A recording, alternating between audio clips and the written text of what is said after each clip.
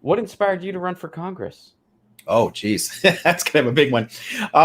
So the main issue starting in there is just the 40 years of constant decline in our economy and the absolute dishonesty from our political and much of the media class. We often talk as if the economy is going up sometimes, and Democrats often talk about it. Hey, the Clinton economy, the Obama economy, they were still, excuse my French, they were still shit for most people. The real economy has been in steady decline for 40 years with costs going up, but wages being stagnant. And it's cut into tons of different areas. We're basically watching the American dream being strangled, like murdered in front of us. And instead of addressing, I would say it's already dead. Well, it can be resurrected, I guess is the point. It could be resuscitated if we put in the right people. The point is, our politicians just lie about it. They deflect from it. They pretend things are either okay when they're in power and only bad when the other side isn't there. And no one wants to talk about the real issues. They want to, slap Band-Aids on a hemorrhage. It's just, you're not really dealing with any of the core problems. And I'm tired of looking my students in the eyes and saying, y'all screwed. You're not going to do as well as previous generations of Americans. Mine was the first in American history. Gen X was the first in American history not to do as well as the one before. Mm-hmm. And the millennials are worse off than Gen X. Gen Z is worse off than the millennials. We are in sharp decline. And instead of dealing with that, all we're doing is deflecting, chest thumping, pretending whatever. It's good as long as our party's in power. And that makes no sense to me. Well, so... yeah, I agree with everything you just said. What is the fix for that? Why did you decide electoral politics is the vehicle for change that you've chosen? What are some of the key issues that you would hit first should you win office here? And also after that, talk a little bit about your district specifically. Yeah, sure. Okay, so let's start with the electoral politics fix. One quick thing I can point to is also gets into one of the reasons that I specifically ran, because I never saw myself as a politician. I'm comfortable talking about the issues and trying to do my part to push people in the right direction, get them to think a bit about some of the issues, but never really saw myself out in front of a campaign. And it was seeing in totally different ways in some ways, but similar, Bernie and Trump running and resonating with large parts of the population without changing fundamentally who they are. Trump is still the same douchebag he was in the 1980s. There's no real difference there.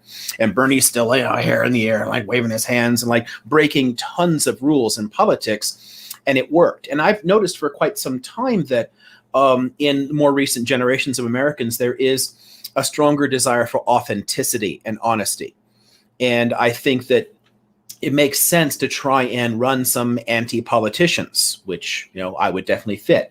So getting to the key thing that I would push for most is that overall shift. It's getting us talking about things in a very different way, not playing the traditional games. I want to engage with some of the rhetoric. I want to dance around some of the bullshit talking points that have people butting heads, skirt past them and say, let's actually look at what's behind this and what the real issues are. And breaking down, I'm a historian of ideas, and breaking down big complex ideas and making them intelligible or useful is kind of what I do for a living. And I'm hoping to try and bring some of that into politics. As far as specific policy, as far as I'm concerned, I'm going to wage a multi-front war. There's a whole bunch of things that I want to talk about, but they all ultimately tie back into that issue of economic decline. So healthcare does, wages and income do. There's just tons of things that you can all tie into the same basic issue.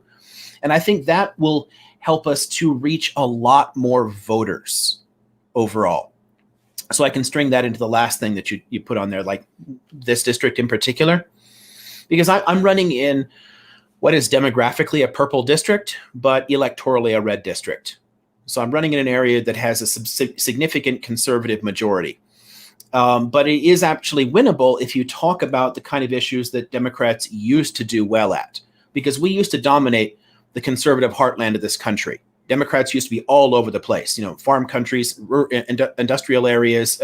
When we talked more about basic quality of life stuff, basic what I call kitchen table economics. All right, how can I make your life better? How can I make things better for your kids? So what's the answer to that question?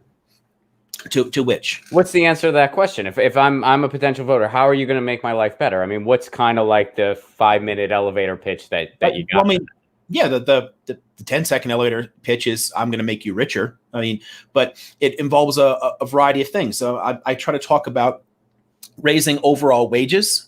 And pushing things up that way so that spending goes up, both with a basic income. So I'm for universal basic income. I'm also for increases to the minimum wage, and I'm for changing our disastrous federal tax policy, which destroyed the incentives to invest in this country.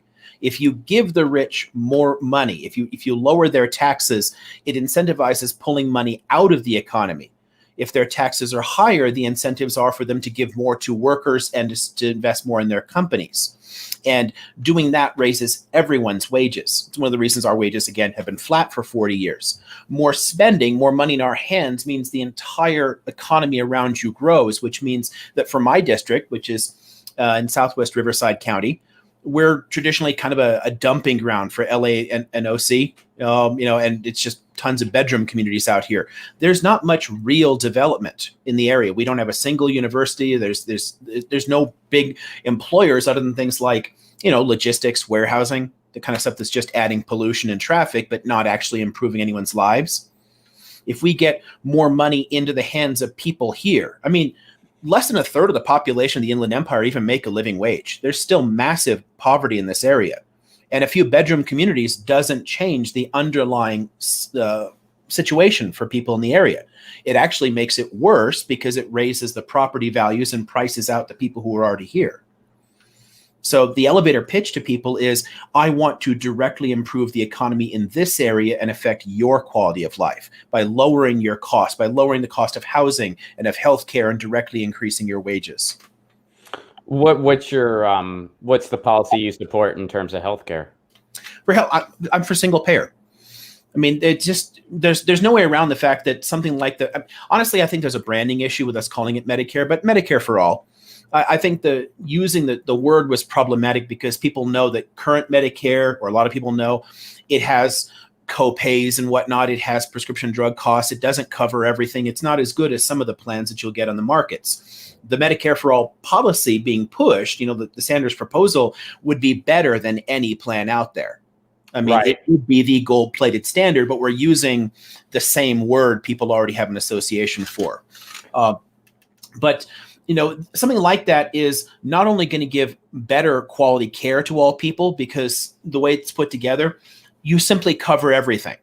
The only person making decisions about your healthcare are you and your physician, right? There's no bean counter saying, can I make money off of this? Should I buy this? And we're going to cover dental, vision, mental health care, things like that. And you could do all of it far cheaper, because where competition in some things is beneficial, there are some places where that market logic works. There are other sectors where it completely does not. And insurance is one of those.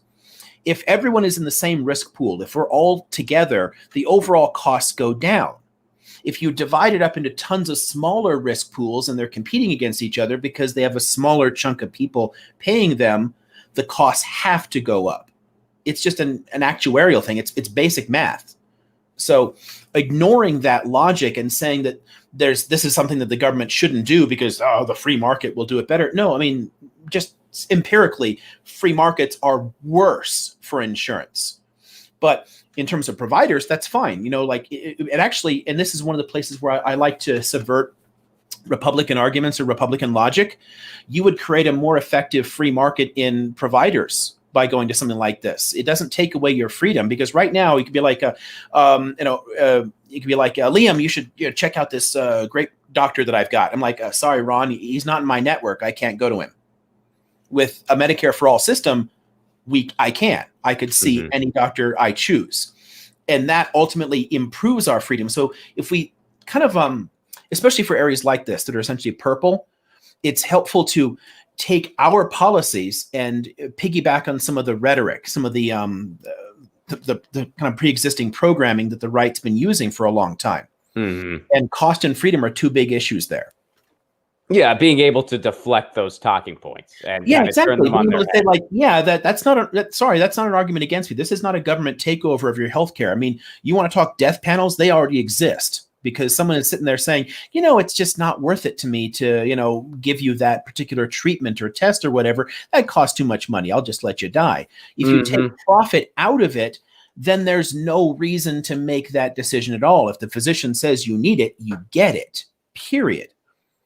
Well, and that's an interesting point too, regarding, because I'm for Medicare for all too. And, I think a point that you brought up that I think is very valuable going forward is, a lot of people didn't realize the part, because the only way you'd realize it is if you sat down and read the thing, which, like folks like you do that, I do that, but a lot of people don't do that. And I get it. Folks are busy. But you would see that it's a lot more extensive than current Medicare is. It takes Medicare, amplifies it because it's a universal system. Everyone's in the pool, and that's how it will work more effectively. You know who else has figured this out, Liam? Pretty much every other industrialized country in the world except us. Yeah, exactly. I wonder if we could look to anybody to see how to do this. Well, I mean, we have the 35th healthiest population and the 36th best child wellness, and that's not just diet or whatever. We've been exporting our terrible diet to the world anyway, but it's not. There's not something uniquely awful about the American people that makes us unhealthy. It's the overall health system. I mean, we have the worst healthcare system and the worst outcomes in the industrial world. I mean, we're directly comparable to developing countries like Tunisia. Right. And we don't fit any of the other rich countries. And that bothers me, for the richest country in the history of the world to be falling behind on so many basic statistics. But honestly, I put a lot of the blame for some of that stuff on my own party and on our terrible messaging. We have better policies. There's no question there. The right tends to have better language. They tend to come up with better appeals to people and can dominate the argument, because we'll approach things logically and we'll try to that's wrong here on the facts. And that doesn't work well electorally. But we'll Liam, often pick bad labels for things. Well, but Liam, a lot of the Democratic establishment isn't for anything you just said. But the base is. That's the base of people are, but the politicians aren't. I mean, Medicare for all. I mean, hey, Joe Biden promised he'd veto Medicare for all. That was the one. Those were the only things he's been sound on. His promises are he won't ban fracking. He'll veto Medicare for all. Those are his only promises. No, I get you there. Which again gets back to the corrupt donor system that we've got that oversees both of the major parties. But we still have an obligation as people wanting to run for office, as people in news media, and as voters who are paying some attention, to push back against these arguments and to demand better, to get involved in primaries and to pick candidates who are not going to follow along with the same kind of BS there and are going to start putting people first. When we don't do that, then we allow the money that they have and the institutional heft that they have to dominate the conversation. Bernie Sanders won 2016 because he mainstreamed Medicare for all. Before that, polls among Democrats showed that a minority of Democrats supported it. Now it's a massive majority. And it's because he talked about it enough and made it make sense to people. And I think that if we can find ways to support more of these outsider candidates on our side there that are willing to talk about these issues, we're going to fix some of that conversation. We can force them. I mean, if you put in enough progressives in Congress, I don't think Biden could veto a Medicare for all bill. I mean, if an overwhelming majority of your own party and caucus have supported an idea, you ruin your own party's electoral chances if you veto the bill. There are massive political consequences to that. He's saying it now because they're still trying to control the conversation and keep us from demanding it. If we put in the people in Congress, therefore demand it, it can get done. Get your news on with Ron. Don't you want to know what's going on? We're getting our news on today. Get your news on with Ron. Don't you want to know what's going on? We're getting our news on today. You can tweet me an article at Ron Placone. We'll go through it together and